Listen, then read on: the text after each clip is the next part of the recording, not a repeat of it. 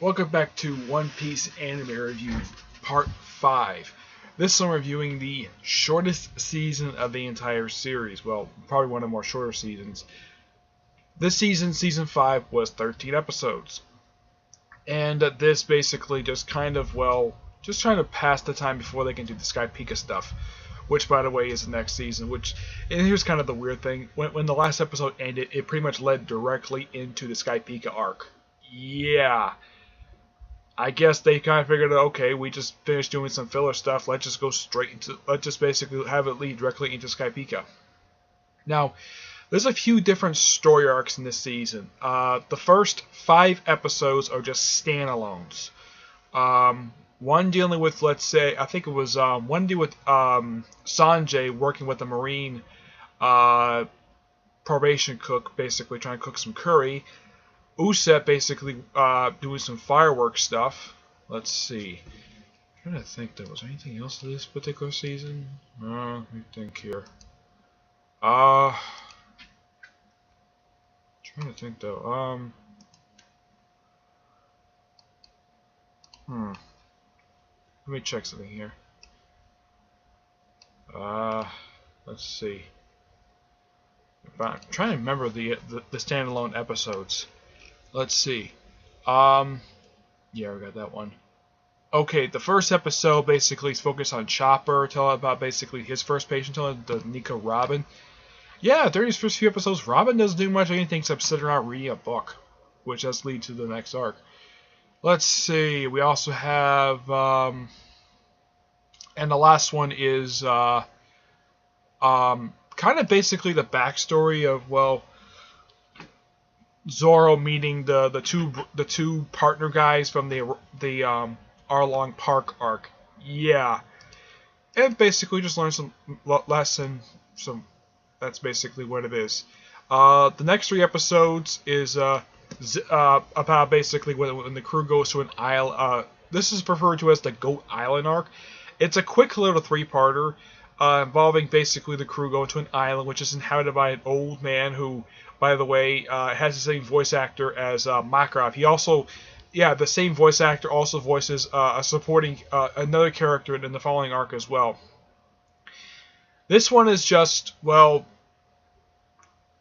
them hang out with a guy who used to be a money lender. Yeah, that's what this guy did for a living. The guy was basically kind of like a pirate version of a loan shark. And he had one of these old-fashioned calculators, you you pull, I've seen these things in person. You just pull these little things, little counters. Excuse me. The main villain of this,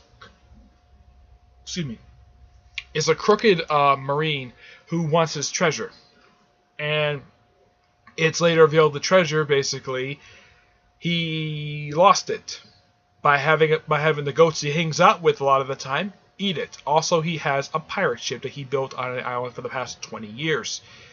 Yeah, it's a bit odd of an arc, but it does end quite nicely, and yeah, the last arc is the whole arc with the Rainbow Mist. Now, the guy who voiced Makarov also voices the scientist guy in this arc as well. And this arc I just finished wrapping up. This one was actually the longest arc of the entire season. Yeah, well, that's basically what it is. It's basically more like a 4-parter in a way. Yeah, it's a bit of an odd arc. Basically dealing with like a thing called Rainbow Mist. Basically, inside the thing is basically a ship graveyard full of lots and lots of treasure. And there's this Marine who's in the episode. Thing starts with these particular Marines. Now it's revealed at the end of the arc that the Marines who've been hunting the Straw Hats at the start of this particular arc are actually the kids they meet in the Rainbow Mist, basically. And when they get out of the mist, instead of basically coming out exactly the way they were, they go back 50 years in the past, enlist in the Marines, and they pretty much got to where they are over the course of 50 years. And of course, the pirate guy who they took the ship from 50 years prior, yeah, they arrest him pretty much as soon as the arc is over with. It's a good arc. Gotta at least praise it for that. Yeah, it's fun. It's the most action-packed arc of the entire season. Because if you look at it, the first arc was just simply just a few standalone episodes that, well, didn't really much advance the plot. It just gave these characters something to do. The goat arc basically was kind of interesting, but wasn't action. I would say of the 3 arcs, I would say the last arc was the best one, the Rainbow Mist one. It was really interesting. You can learn about this particular scientist. Basically, was part of this group of kid pirates known as the Pumpkin Pirates. I'm not kidding, Pumpkin Pirates. And apparently, they hung out in the Rainbow Mist for 50 years with a pirate from the captain of a crew, basically left behind. His crew don't know what happened to them. It's never mentioned exactly what happened to them. Apparently, the pirate captain stayed in the particular town that he was basically torching and became the mayor. And made his son the tax collector, and apparently he had a grandson. And here's something quite weird. And it's pointed out by the one crewmate who actually stayed behind in the Rainbow Mist. That his captain's grandson is a spitting image of his captain when he was younger. I don't know if they did it on purpose. It's really bizarre. This is nothing unusual. It's basically the whole father and son thing. Basically, where sometimes sons are basically spitting images of their father.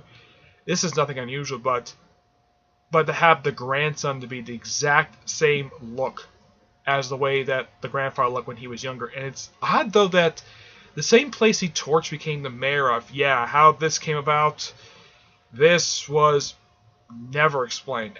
And he doesn't show up until about halfway through the arc. And in the end, him, his son, and his grandson all get arrested and they all go to jail, thanks to the Marines, basically, who all the Straw Hats won. And apparently, this is kind of set up, basically, this whole arc was actually set up toward the end of the Alabasta arc and throughout this whole season, because Nami took a bunch of books from the King's library. He says, "Kings, take wherever you want." I read them all. And Nika, apparently they had taken 9 volumes of this thing about the Rainbow Mist, and it turns out the books are actually written by the Marine who've been chasing them. Yeah, and apparently there are 10 volumes. And apparently the crew only had the first 9. Which, hey, and also, and this is nothing unusual, basically Robin just follows Leifei wherever he goes. Yeah. And she does show off her particular powers a couple times in this arc. Yeah, only about 2 or 3 times. And that's really it. In the previous arc, in the Goat Island one, I think she showed it off once. Yeah, as for showing off her different powers, in the first arc, I think she showed it off. I don't think she showed it off at all during the first few episodes, which was just standalone ones. She showed it off at all.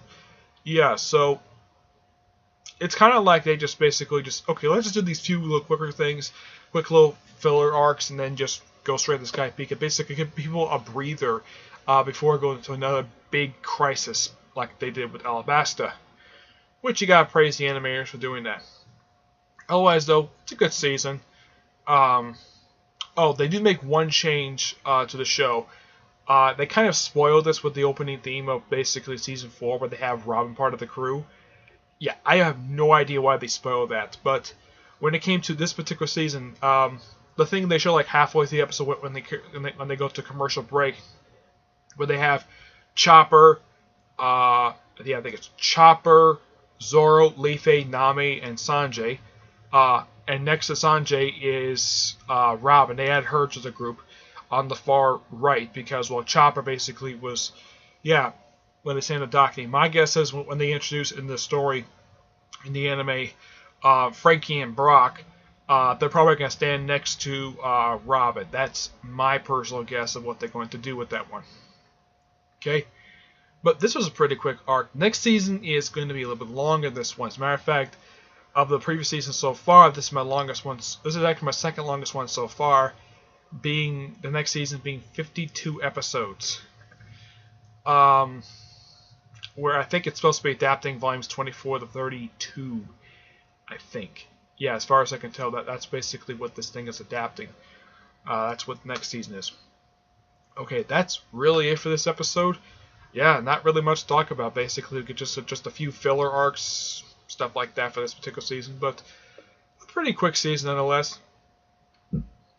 Excuse me. I knew this season would be pretty quick for me to go through because not very long. Okay, so I will probably have part 6, season 6 done probably by, I'd say Monday at the latest. Yeah, I'd say probably Monday.